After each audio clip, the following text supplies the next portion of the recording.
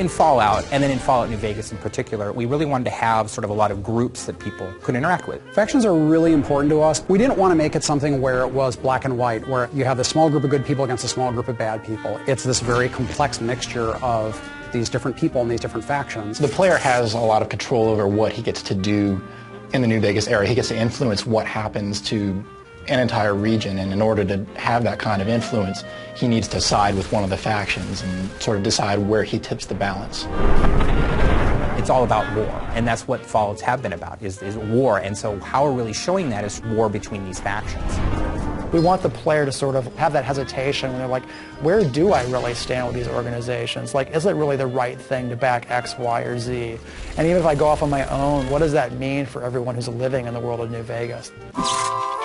We have three primary factions, one of which is the New California Republic. Which is this big, sprawling government that's gotten too big for its own good. It's so big, it can't control its own territories, it can't police its own laws, it certainly can't protect its own citizens.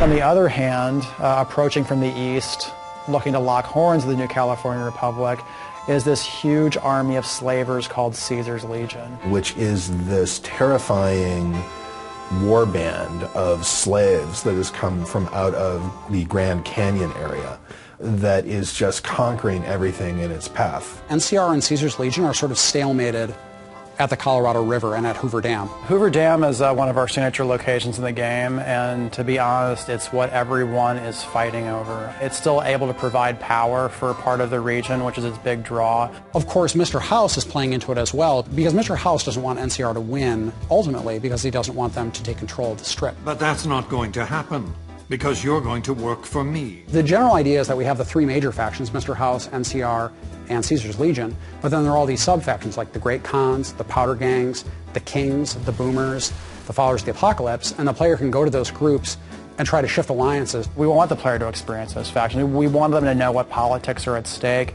and what ideologies these organizations represent. So when they choose what factions they want to work with, it's based on something more than just a gut, they're good, they're evil reaction. So if you support Caesar, or if you support NCR, or if you help the Great Khans or the Kings, it's going to make a big difference. You can decide, you know what, I don't think any of you are really particularly well suited to be running this place, so I'm going to fix that.